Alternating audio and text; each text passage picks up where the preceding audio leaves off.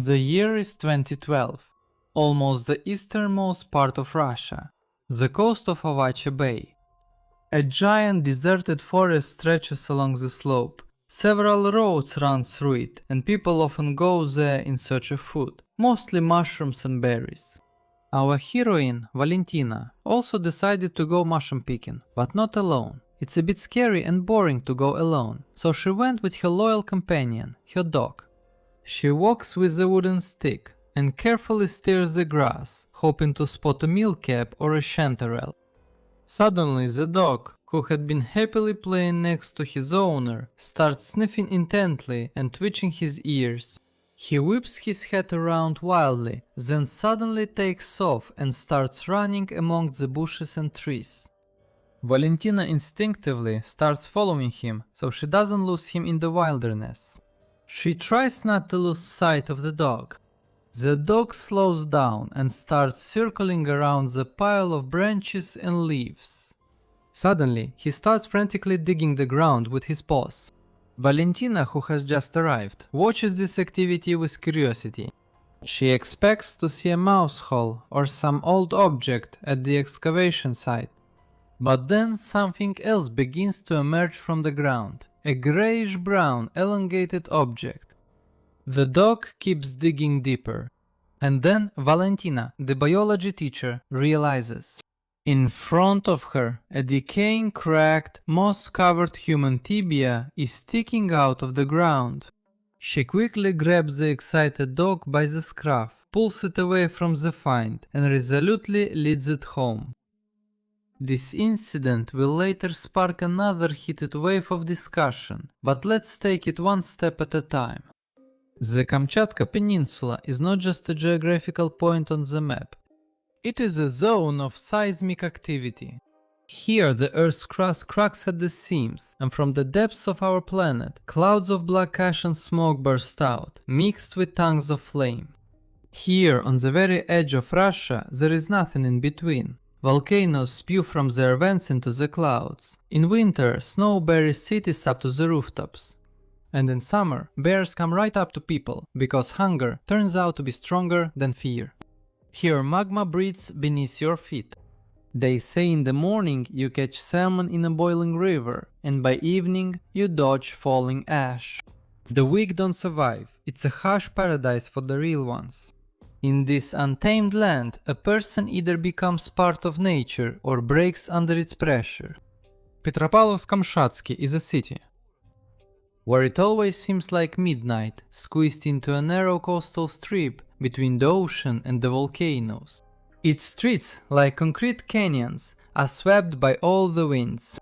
The 9-story panel buildings, painted in dull grey-blue and rusty orange tones, huddle together, hinting at a life just as dreary and rusty. But if you raise your head above the apartment blocks, your gaze meets the perfect cone of the Koryaksky volcano. It breathes deeper than the city. And then you realize it wasn't people who settled at its foot on their own, but nature allowed them to stay here temporarily. The courtyards are filled with rusty garages and old cars. There is a lot of greenery here, but just as much asphalt, broken to pieces by studded tires in years of harsh climate. And on the very outskirts of the city, like a growth on the city's body, there is a neighborhood with the telling name Makovaya. A place soaked with dampness, the smell of fuel oil, coal dust and moss. It feels like people didn't settle here, but rather settled down like volcanic dust. Some came after prison, some after divorce, and some were just tired of being noticed. Makovaya accepted everyone, enveloped them in dampness and forgot about them. Streets without names, street lights without bulbs, dogs without collars, and people without a past. There are no parks or cozy cafes here, only endless industrial zones and warehouses behind barbed wire. And most importantly, the grey concrete chimney of the boiler house, blowing acrid black smoke into the heavy, enveloping sky around the clock. Inside this boiler house, in the thundering center, among the coal crushers and conveyor belts, worked an unremarkable Bolden fuel supply operator, a little man in oil-stained overalls. His name was Vladimir Petrovich Tushinsky. For his fellow stalkers, he was simply Volodya. He was quiet, diligent, and didn't meddle in other people's business. In the mornings he fed stray dogs near the checkpoint. The dogs adored him, wagged their tails and licked his hands. And only one old male dog, they say, would always whine and press himself against the fence. His colleagues laughed. "Volod, look," they said, "he's afraid of you." And Tushinsky smiled in response. He is not afraid. He understands. If someone had told them that this very Volodya was the most ruthless serial killer in the history of the peninsula, they would have laughed in his face and told the Joker to get lost. Many people think a maniac is a monster with a crazy look in his eyes. But, as a rule, a maniac is an inconspicuous, ordinary person, and you would never guess it by looking at him. He greets people at the entrance, lives next door, and his face is instantly forgotten. That's his weapon. He shouldn't stand out. Now let's rewind the tape of events. Not of course to try to justify him, but still. Most maniacs have abnormalities from birth that actually lead to their maniacal behavior. But there are also people who live a relatively peaceful life and then become serial killers. So the late 96, a correctional colony. A colony somewhere in Siberia. Probably one of the scariest and most dangerous places in the country at that time. Back then, a young guy named Vladimir ended up here for theft with grievous bodily harm. He wasn't anyone important, he was just an ordinary guy, but something went wrong. One day he was beaten up, including blows to the head. Later the doctors would write, close head injury with damage to the frontal lobes. It seems like there have already been many such injuries. However, the situation was much more serious. It is believed that the frontal lobes are the associative area and our internal brake. That's where it is decided what is good and what is bad, and this area is responsible for control. Its damage erases the boundaries between wanting and doing, between thought and action. Empathy often disappears as well. And that's what happened to Vladimir Tushinsky. Nevertheless, after some time, Vladimir got out and even started a relationship with a woman who already had a child before him. And now it's the year 2005. The village of Pionersky in the Yelizovsky district of Kamchatka Krai. Volodyenko, I'm so glad you came to us. The house immediately seemed to come alive. It became brighter and Yulka is drawn to you, I can see that. She's not an easy girl. She never knew her father at all, said Tatiana, Tushinsky's wife, with enthusiasm in her voice. Well, yes, Yulia is a good girl. Most importantly, she's obedient. What's the most important thing in a woman, huh, Tanya? That she obeys. And she'll get used to it, she'll grow to love it. I'll make a real person out of her. I know how. Tatiana hears these words as a sign of care. She doesn't notice how his pupils subtly dilate at the mention of Yulia's name. She doesn't hear how the tone of his voice becomes lower, deeper. She doesn't know what heavy, pleasurable feeling is rising in Vladimir's chest. He strokes his wife's shoulder, but inside he's already playing it out in his head, and this knowledge warms him better than vodka. Little Yulia was 11. A skinny, defenseless girl with thin braids and perpetually frightened eyes. She instinctively feared Uncle Volodya. He was nobody to her, just her mother's friend. Deep inside her soul, a question was always lingering. Why doesn't she see? Why does he smell like a stranger? And why does mom make him tea? His childish mind, not yet dulled by everyday life and routine, sensed the threat coming from him. She froze whenever he walked by, trying not to be alone with him. But can a child really hide in their own apartment? Hell didn't start right away. At first, there were seemingly accidental touches, then nighttime visits to her room. "Quiet, Yulia, quiet," he whispered in her ear, covering her mouth with his rough, cigarette-smelling hand.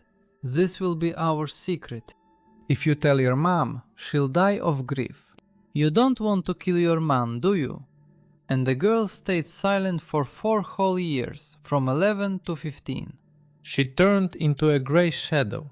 She felt like she had been destroyed, trampled, like her life was over.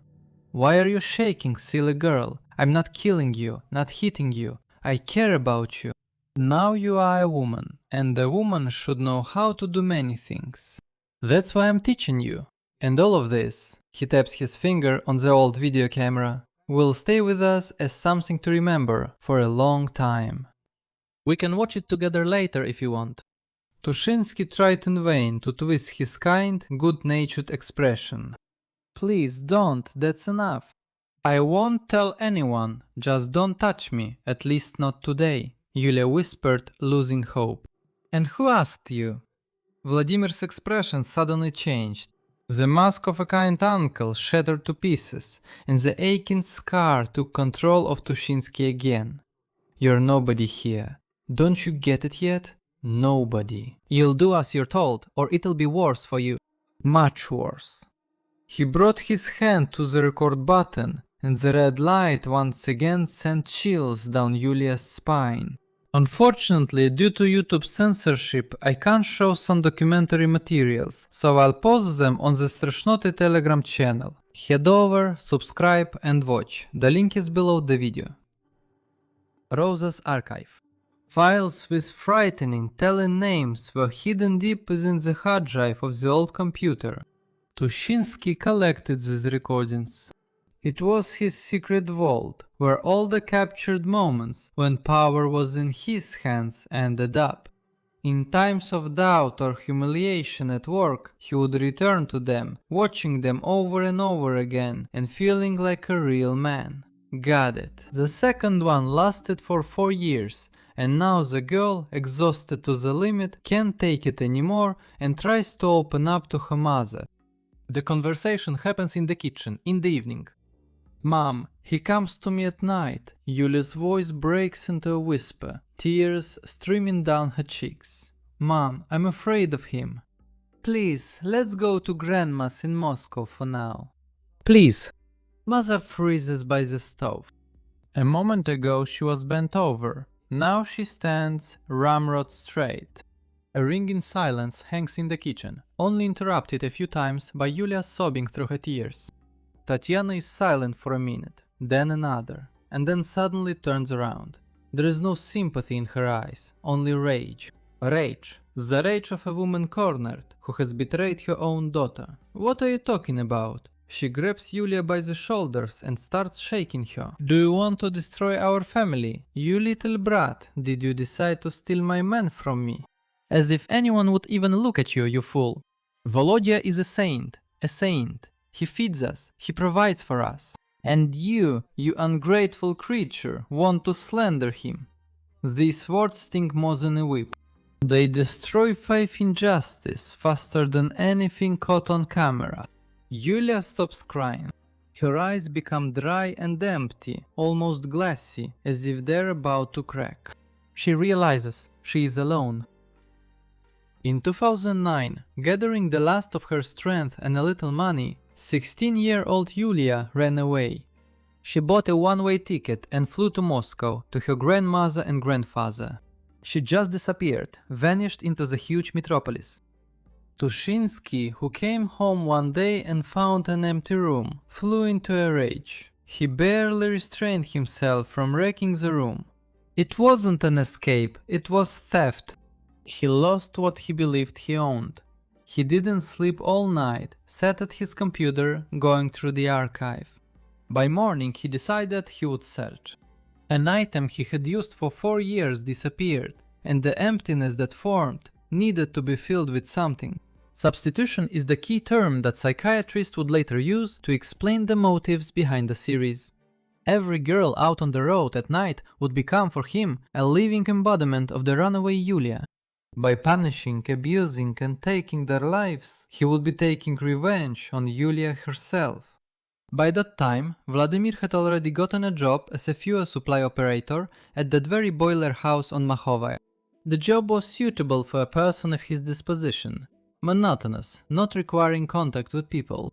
He would sit for hours in a dim, coal dust-filled room and watch as a giant conveyor fed the black, shiny rock into the fiery maw. Fire purifies, he thought, watching another load go by.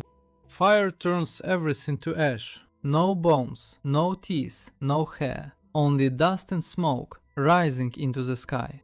Petrovich, why are you working the night shift again? You're supposed to be off, Petrovich, his colleague shouts from the next room. It's boring at home, Seryoga. The wife's got the TV blaring again, as always. But here it's quiet, and there's fire. I love fire. It does everything right, without unnecessary talk. You're something else, philosopher. Alright, I'm off. I've finished my shift here. And you, Ed, don't stay here alone too long. You never know, someone might get carbon monoxide poisoning. You won't, right? Whoever's meant to will choke on the fumes, but not me. At that moment, a barely noticeable smirk flashed across Tushinsky's face. It was then that Tushinsky also acquired his main tool, a dark blue Toyota SUV. Japanese steel, powerful headlights, tinted windows all around, a spacious, comfortable interior, a fortress on wheels. And for some, it was a mobile torture chamber. He loved and cherished this car. He polished it until it shone like a mirror. There was always an air freshener in the glove compartment to cover up the smell of blood. There was a hidden compartment in the trunk under a fake floor. He called his arsenal a gentleman's kit with grim irony. A razor-sharp hunting knife with a lacquered handle, a stun gun, an air pistol, a coil of strong rope, several pairs of new women's tights, and a homemade artificial vagina made from old rubber. He made this item himself. The last item in the set clearly indicated the full clinical picture. He didn't need a living person, but an imitation, a doll over which he would have absolute power. The hunt for girls began at dusk, when the pale Kamchatka sun slipped behind the high clouds of the volcanoes, and the city was plunged into a purple twilight that quickly turned into complete darkness. Tushinsky drove around the bus stops. The thing is, Petropavlovsk is a city not only with always harsh weather, but also with poor public transportation. A girl or woman standing alone and shivering at a bus stop is a common sight here. He was looking for a certain type. Thin, fair-haired, fragile, defenseless. Those who reminded him of Yulia. His liver, his lungs, his groin, his heart, his head, his whole being filled with the heat of anticipation when he noticed a suitable silhouette. The scenario had become second nature. The car gently slows down at the stop. The tinted window quietly rolls down. A wave of warm air, scented with aromatic oil, suddenly pours out from the car's interior. A man with an unremarkable face smiles kindly. "Miss, do you need a ride? Just look how cold it's gotten. It chills you to the bone. In weather like this, a good owner wouldn't even send a dog outside. Get in, don't be shy. I'm going as far as Elizava." His voice at that moment was soft, enveloping and reassuring. It was exactly that voice that misled the five of them. September 12, 2010. Early Kamchatka autumn, which in reality is almost winter already. A fine nasty rain mixed with snow. Slanting streams slash your face, and a piercing wind blows icy flakes down your collar. 22-year-old Uliana Nikiforova, who worked as a sales clerk in one of the shopping centers, had just finished her shift. Her legs ache, her back hurts. She is standing at the bus stop, tired, wrapped in a cheap jacket that doesn't keep her warm at all. The bus still hasn't come, which isn't surprising. There's no cell service either. It was 2010 after all. Although, from the perspective of 2026, it's clearer than ever. And there was no help coming. Tushinsky noticed her from afar. A light-colored down jacket flashes in the darkness. He catches his breath. She's a perfect fit. Blonde, slender, fragile. Just like her, Yulia. The jeep pulls up to the bus stop. Uliana didn't notice when a Toyota with a slightly open window slowed down nearby. "Miss, do you need a ride? You'll freeze out here. There are hardly any buses now." The voice is calm, almost familiar. Uliana hesitated for a second, but it was too cold, too dark, and she wanted to go home too much. It's freezing. Are you sure it's not a bother? Not at all. His smile grew wider. Get in. And Uliana got in. You shouldn't have. They're driving down the highway. At first, it's a polite conversation. He asks about her job, about her life. She answers naively, even laughs. And then she notices that he turned off the lead street onto an old broken road leading somewhere into the hills. Where are we going? Asks Uliana, and there's a faint note of fear in her voice for the first time. It's shorter this way, don't be afraid, He says, turning off the headlights. The car is enveloped in complete darkness. I know the road. I know everything here. The car suddenly stops in the middle of nowhere, and before it comes to a complete halt, Tushinsky abruptly turns around. He lunges at Uliana over the armrest and grabs her throat. She screams, tries to open the door, but the door is locked. She scratches his face, breaking her nails. That only spurs him on. Suddenly he makes a move. Something metallic flashes in the darkness of the car. Now the knife goes into the body again and again, 28 times. He does it methodically, with cold fury, muttering something unintelligible through his teeth, almost spitting with rage. Most of the blows landed on the face. He was deliberately destroying her face, erasing her features, and making her unrecognizable. That's exactly what he wanted to do to Yulia. To depersonalize, to destroy, to make her completely submissive, without any signs of individuality, but he couldn't. Vladimir stopped. His clouded mind suddenly cleared, and he took out a knife. His whole body was buzzing, his ears were ringing, and his legs felt like jelly. But at the same time, Tushinsky was happy. He was very proud of himself, very pleased with what he had done. He was starting to manage to balance the books. Breathing heavily, he pulls the body out of the car and drags it into the tall withered grass by the roadside. He's staggering, his legs won't obey him. He throws the body into the undergrowth. The rain quickly washes the blood off the grass and leaves. Uliana will be found a day and a half later by passing motorists. Identification will be done by her clothes and tufts of hair. Her facial features could not be reconstructed.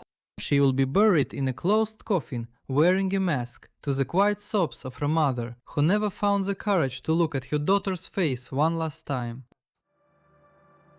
A month later, on October 16, 2010, Friday evening, the bus stop called BAM.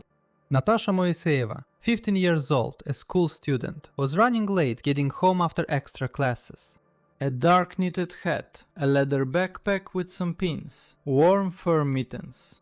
She shifts from foot to foot, trying to warm up, her teeth chattering from the cold, and there's nothing she can do about it. Occasional cars pass by, the bus still hasn't arrived. She calls her mom, takes off her mitten, barely manages to get her earphones, puts one in her ear and calls her mom, hiding her hands in her pockets. Mom, hi, I'm still at the bus stop. It's freezing here, it's awful. Maybe the bus broke down or something, I don't know, it's not here. Her mother answers anxiously on the phone. Natasha, go into a store and warm up, there must be one nearby. Or let me call you a taxi, do you have money? No need, Mom, the girl replies carelessly. Some other bus will come soon. I'll wait a bit longer, it's fine for now. That was their last conversation. 20 minutes later, Natasha's phone went silent. At first it rang, but no one answered. Then the mechanical voice or the automated voice said, "The subscriber's phone is switched off or out of range." Her mother dialed the number again and again until her fingers went numb. Silence. Tushinsky arrived right after the call. He saw the girl and his heart started beating faster. Small, blonde, the perfect image. Pulling up to the bus stop, just like a month ago, he leaned out of the window with a friendly smile and called the girl, offering to give her a ride to where she needed to go. At first, the girl was a little embarrassed, but then she agreed solemnly and decided there was nothing to be afraid of. She opened the door slightly and was greeted by a warm stream of air, put down her backpack and sat down. Surprisingly, it all happened in a particularly relaxed way. A ninth grade girl, almost without thinking, agreed to ride with an adult man into the city. But he didn't take her to the city. Instead, he drove toward Mohovaya, straight into the forest, to his own private training ground. There, Vladimir abandoned the car on the shoulder of an almost unused road and dragged the girl who was unsuccessfully resisting into the forest. After moving a safe distance away, he skillfully tore almost all her clothes off and sexually assaulted her. When he had satisfied himself, a knife blade appeared in the air. The first blow was to the neck. Now the neck became the place where the blade met flesh. Tushinsky managed to take the girl's life instantly with a single blow. It was the kind of professional skill he kept hidden. In Vladimir's hands was the limp body of the girl with a knife in her neck, and this time he decided to act differently. Information about Uliana's disappearance was already spreading around the city, and he understood: a corpse is evidence, no corpse, no case. He chopped her into pieces in an old abandoned utility shed standing on the outskirts. He also knew this place beforehand. Afterwards, he cleverly divided the body into two parts, what couldn't be burned and what could be burned. He buried the first part in a ravine, carefully disguising the grave with branches, stones and construction slag. Vladimir put the second part in his car and took it home, and the next day he burned it in the furnace of his own boiler room when he started his shift, as if it were just regular work trash. The ashes mixed with the coal ash. For 2 years, Natasha was considered missing. Her mother kept going to the police, posting faded missing person flyers all over the city in the freezing weather. Every night when she went to bed, she put her phone next to her, hoping that one day it would ring and she would hear her daughter's familiar voice. "Hi, Mom." The girl's remains were found completely by accident. A woman who lived near Mohovaya went into the forest to pick mushrooms. Her mutt suddenly started furiously digging the ground in one of the ravines. The owner came closer, expecting to see a mouse hole, but instead saw a piece of shin bone sticking out from under the moss, gnawed by forest animals. November 18, 2010. A very young girl with freckles on her nose and 2 pigtails. She was 11 years old. Olya Besprozvanная was returning home after sports practice. She was carrying a sports bag with equipment and a basketball. She was walking through a poorly lit courtyard on Dalnevostochная Street, rhythmically bouncing the ball on the asphalt out of boredom. The sound echoed between the prefab high-rises. Tushinsky was waiting in a car parked behind the transformer booth. It was the perfect spot for an ambush. He had been patrolling this area for several hours, drawn by the proximity of the children's sports school. He knew that sooner or later some girl would walk home alone, and eventually he got his chance. A small figure with a ball appeared from around the corner, and his heart started beating faster again. He got out of the car when Oля was level with him, not even giving her a chance to react. A moment later, his rough hand was already covering her mouth, his fingers digging into her cheeks so hard that bruises were left behind. The smell of tobacco hits Oля. She tries to scream, but she can't. The stun gun crackles as it discharges into her neck, right below her ear, under her light hair, leaving 2 small red burn marks. The girl's body goes limp instantly. The voltage of the stun gun was just too high. After letting her go, her heart couldn't handle such a sudden strain and simply stopped. The maniac throws her into the trunk, where a blanket is already prepared to avoid leaving any traces. The orange ball slips from her relaxed fingers and rolls into a snowdrift, where it will remain until investigators find it a week later. Tushinsky breaks Olya's cell phone in half with his bare hands and throws it into a garbage container in the neighboring block. That's all. No sound, no trace, no witness. Nothing. The third one in 3 months. The major sighs heavily and lets out all the air from his smoke-filled lungs with a whistle. Now it's no longer a series of random disappearances, it's a real, methodical hunt. Look over here. He circles the victims' photos on the board with a pointer. Uliana Nikiforova, 22 years old. Natasha Moiseyeva, 15. Olga Besprazvanny, 11. All are fair, all are slender, all look the same. He has a pattern. He doesn't attack just anyone, he chooses. Comrade Major, I checked similar cases in other regions. Nothing, absolutely nothing. The investigator frantically flips through the thoroughly studied materials, as if hoping to find some kind of clue in them. Well, then it's clear, he's from here, he's one of ours, from Kamchatka. And how else would he know the routes without cameras, the institutions, the bus stops and the forest here near Makhovaya? He's a local sadist. You saw the marks on Ulya's neck, the burns from the stun gun. What is there to think about? We need to do something already. Let's interview all the owners of dark buses, cars, everyone previously charged with violence. Yeah, actually everyone who lives in the Pioneer Makhovaya area. There aren't many left here. There aren't many of them around here. It's tough around here. The city was turned upside down. Afternoon classes were cancelled at schools. Parents were everywhere, picking up and dropping off their children. The local Kamchatka radio was spreading rumors, each scarier than the last. A gang that liked younger kids, kidnapping for slavery on foreign ships, a cannibal maniac. Border guards and the maritime police started searching all ships leaving the port of Petropavlovsk, checking every cabin and every container. Psychics arrived in the city, of course. What would it be without psychics? From a popular TV show. They strutted around the hills with dowsing rods, rolled their eyes and shared their visions. I see her alive. She's tied up in the hold. She's giving me a sign. I see water, a lot of water, and a small vessel. Hundreds of volunteers, believing these charlatans, combed the bays and coastlines, overlooking the Makhovoye forest, where the real remains were. Meanwhile, precious hours and days were slipping away, and the hope of catching the criminal was fading. Oh my god, Volodya, it's terrible, she's missing again. That's the third one already. It's so scary. They say some maniac is on the loose. Girls, young women, all fair-haired. What is the world coming to? Volodya, please be careful at work. Don't stay late. What do I have to be afraid of, Tanya? I'm a man. It's you women who hang around at bus stops all the time and can't walk in peace. You should just stay home. And thank God, no one would mistake me for a fragile blonde anymore.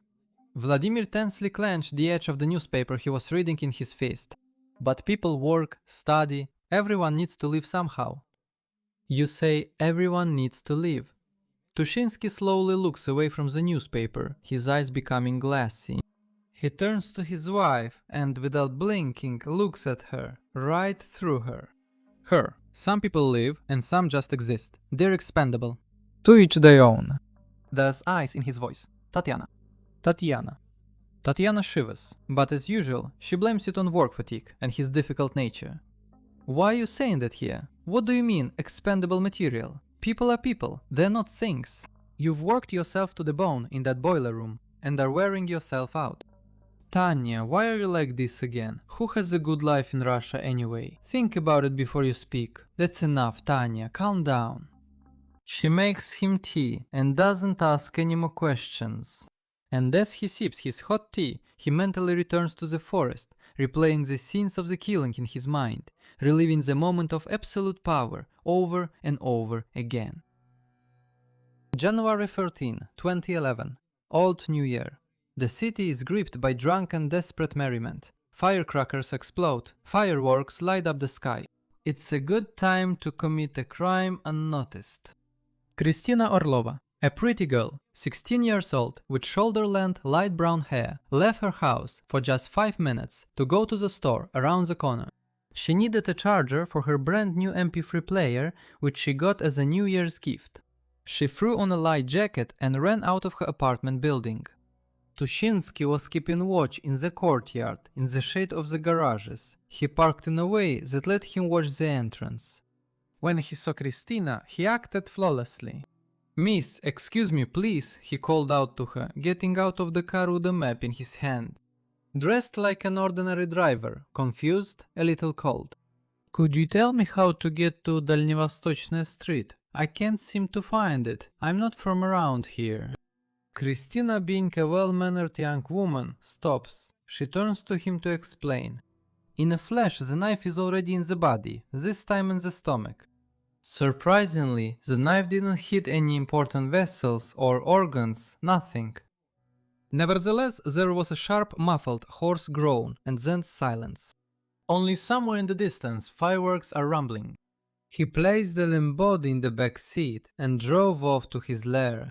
There he brought Christina to her senses, tied her up, and for several hours methodically tortured her, bringing to life the fantasies he had accumulated during the lull after Olga's death.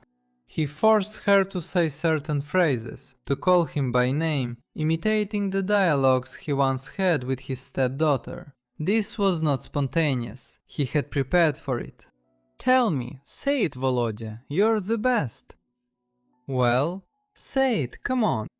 "Please, let me go. I won't tell anyone the truth. My parents will lose their minds, please." And Christina is choking on her tears. Suddenly, a bright white spark flashed in the darkness of the forest, the spark of a stun gun. "What did I tell you? Repeat it. Volodya, you are the best. Yulia used to say exactly that, and you have to say it like she did." "Volodya, you are the best," Christina says in a whisper, her voice hoarse from crying. "See, you can do it when you want to." Well, now for the finale. All of Kamchatka searched for Christina. And this time the psychics gave the most ridiculous, idiotic lead. The girl is alive. She is now at sea, in the hold of a foreign ship. Because of this misinformation, hundreds of people stood on the docks for nothing. And at that time Tushinsky was watching the news and losing his vigilance. Why? Explain to me why. Why did you do it? They were just kids. Oля was only 11. Later, the investigator will question Tushinsky about this. Vladimir sits and picks under his fingernails. Then, tired of this pointless activity, he looks up at the investigator. Empty, dry, glassy eyes. "I was bored, boss. Really bored. And they got in on their own. No one dragged them to me. No one pulled them by the hand. They did it themselves." This, just so you know, is Tushinsky's actual answer. For 3 years, Vladimir worked at the boiler room, lived with his wife, and pretended to be a law-abiding citizen. He even became more withdrawn and sullen. And no one knew that all this time a new, even more daring act was brewing in his mind. He had to show everyone who was in charge here. And so, on February 16, 2014, evening. Frost, wind cutting to the bone. Irina Khodas is standing at the Stepnaya bus stop. A bright, modern 20-year-old girl. She's wearing a trendy down jacket and has headphones in her ears. She just broke up with her boyfriend and is waiting for the bus in a bad mood. Tushinsky approaches her with that same famous good-natured smile, following a routine he's perfected over the years. "Miss, do you need a ride? It's freezing out here and there are no buses in sight." But Irina is not a victim. Irina is a force to be reckoned with. "No," she answers sharply and loudly, without even looking his way. "Someone's coming to pick me up." "Come on, sweetheart, get in. Why are you playing hard to get? Seriously, you'll freeze out here," he insists, and there are nervous notes in his voice. Irina senses danger. She pointedly takes out her phone and starts dialing a number, loudly, almost shouting into the phone. "Hello, Dad? I'm on Stepnaya, yes. Come quickly, there's some guy bothering me here." This rejection, this insult, this challenge in her eyes, all of it affects Tushinsky like a red rag to a bull. His mask drops instantly. "You bastard." He jumps out of the car, forgetting all caution. Irina, realizing things are bad, doesn't freeze in shock. She screams. She scratches his face, kicks, tries to run away. Her nails scrape paint off the jeep's door, leaving microparticles that will later be used by forensic experts. She almost breaks free, almost escapes, but a heavy fist hits her temple. Then a knife comes into play. 24 blows, right at the bus stop. Leaving the body on the asphalt, Tushinsky gets into the jeep and drives away. Of course it was his mistake, but it was also the final, bold exclamation mark that Tushinsky put in his bloody story. But the outskirts of the city were no longer so deserted. A local resident passing by was hurrying home and didn't even glance at the body lying there. But there was a Chinese dashcam hanging on the windshield of his car. The device worked automatically, recording everything onto a memory card. "Stop, stop, quiet, right here," shouts the officer, pointing at the screen. Zoom in, get closer, quickly. Look at the cab. The writing is in Latin letters. You can read it. Pick up, it's a Hilux Surf. Run it through the databases. All Toyotas of this model, all owners. Pull up the history on each one. The search took several hours. There turned out to be fewer than 20 such vehicles in all of Petropavlovsk-Kamchatsky. The owner was listed as Vladimir Petrovich Tushinsky, residing in Pionersky, previously convicted. A detailed analysis revealed a 3-year-old bulletin from Moscow about the shooting of a stepdaughter who was under 18. And now the whole puzzle came together. The assault took place late at night. The special forces acted with precision, no noise, not a single shot fired. Tushinsky was taken right in his bed within seconds. He didn't even have time to understand what was happening. In the trunk of his jeep, they found that very so-called gentleman's set. Knives, a stun gun, pantyhose, and a homemade imitation of female genitals. Later, the investigator would say that he went out on the hunt with this very kit. Deep in his computer, they found that old collection of video files showing abuse of his stepdaughter, as well as photos of his victims and his manhood. Vladimir Petrovich, I suggest you cooperate. A sincere confession will reduce your sentence. Where are the others? Where are the bodies of those we are looking for? We haven't found anything. The major leans toward the seated Tushinsky. Tushinsky remains motionless. Only his pupils move, but they're not searching for anything. Or rather, they are not searching for things, but for words. Suddenly, his gaze stops on the major's face. Vladimir looks for a few seconds without emotion, and then the corners of his lips start to curl upward. A quiet joy comes over him, the amusement of someone who is mentally unstable. And what will I get for this? I don't care anymore, Major. Life imprisonment is not execution, and you don't have the death penalty. What's the point of talking? The point is for mothers to bury their children. You were someone's child too, Isichka. Are you still or not anymore? What difference does it make, Comrade Major? Tushinsky whispers hoarsely. Where the bones rot? The earth will take and dissolve everything. I'll show you, I don't mind, but let's make a deal. Let me have a smoke first. What, am I saying goodbye to the bottle woman? To be continued. And will they help? Yes. In general, Vladimir Tushinsky gives the impression of a person whose ability to perceive other people as independent individuals has almost completely deteriorated over time. For him, those around him did not exist on their own, but only in the context of his needs, grievances, and fantasies. A pathological need for power and control is especially noticeable in his personality. For most people, relationships are built around reciprocity. But for people like Tushinsky, they're built around submission. It was important for him not just to get what he wanted, but to feel that the other person was completely unable to resist. It was the feeling of absolute power that became his main source of pleasure. It's very telling that at the center of his inner world was not love and not even sexual desire, but possessiveness. He saw his stepdaughter as an object, as something that belonged to him, not as a separate person at all.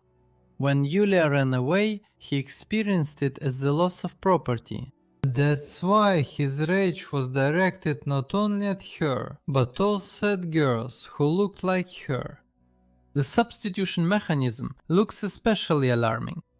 Instead of going through the loss, accepting reality, or feeling guilty, he started redirecting his accumulated aggression onto random strangers. Every new person became to him a symbol of the girls who had managed to break free from his control. Emotional coldness also played an important role. Judging by Tushinsky's behavior, he felt almost no sympathy for his victims. He understood their fear, pain, and despair, but he did not empathize with them or share those feelings. Moreover, it was precisely these emotions that gave him a sense of his own power. Based on the combination of signs, the most likely diagnosis is a severe personality disorder with pronounced sadistic traits, sexual deviation, and an extremely low level of empathy. At the same time, he was not psychotic and did not lose touch with reality. He understood what he was doing, planned his actions, covered his tracks, and lived a double life for a long time. The scariest thing about his story is that for many years he seemed like a quiet man to his neighbors, an unremarkable hard worker to his colleagues, and to those around him, a person you could never imagine as the subject of such news. This ability to appear normal is what allowed him to remain unnoticed for so long. And I have already talked about how to recognize a person for whom relationships are not about closeness but about power over others on my Telegram channel. Like and subscribe to my channel. February 2016. The Kamchatka Regional Court. The whole is packed. It's not just the relatives of the victims here. Almost the entire peninsula had been waiting for this day.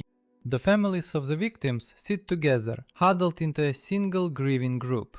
Natalie's mother is holding a photo of her daughter, the very girl who disappeared from the bus stop at the age of 15, and whose remains were found 2 years later.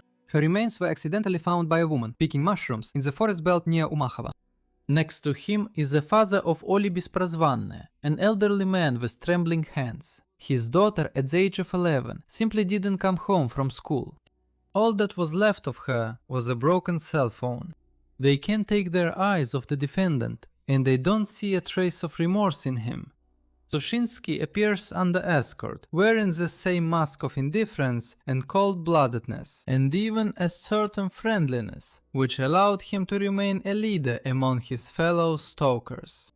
A slight half-smile that makes your blood run cold.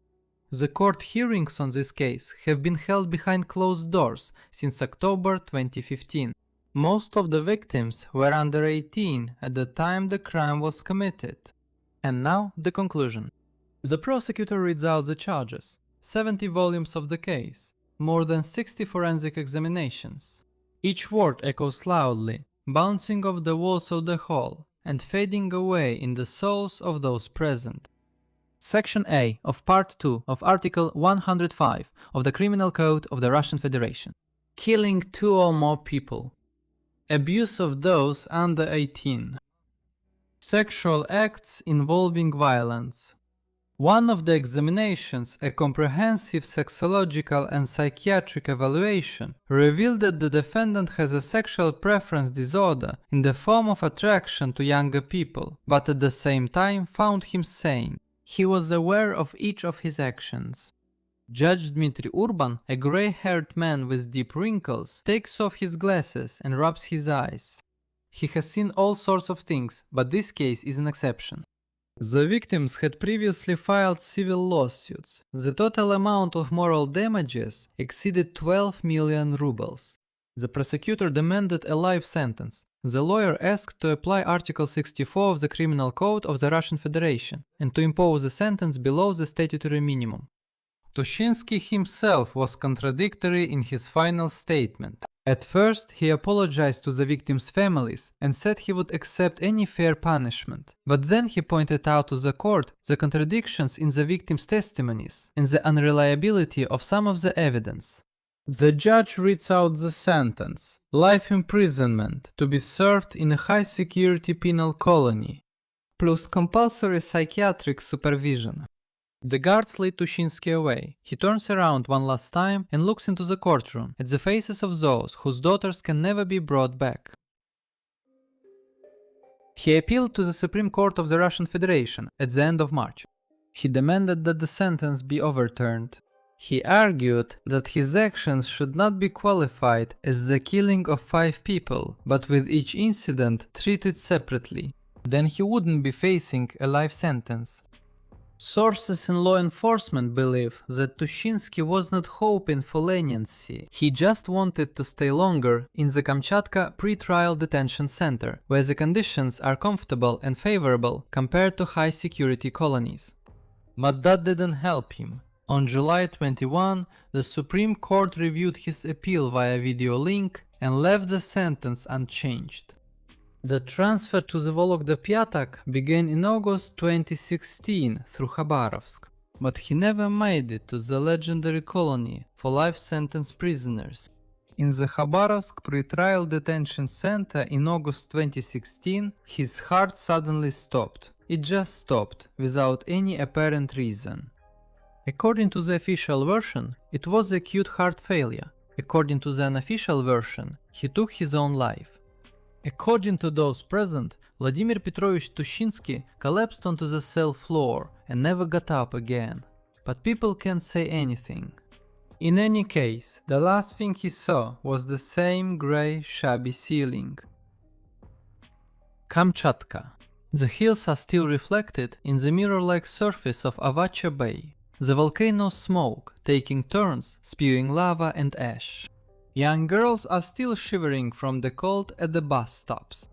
Drivers pass by them, including those in dark SUVs. Sometimes they slow down. The window rolls down and you hear, "Do you need a ride?" And who knows, sometimes a friendly smile might be the last thing you ever see in your life. And what do you think about this case? Leave your comments and likes. Check out Boosty and Patreon, there are new materials there. And whoever listened all the way to this point is definitely awesome and even smart.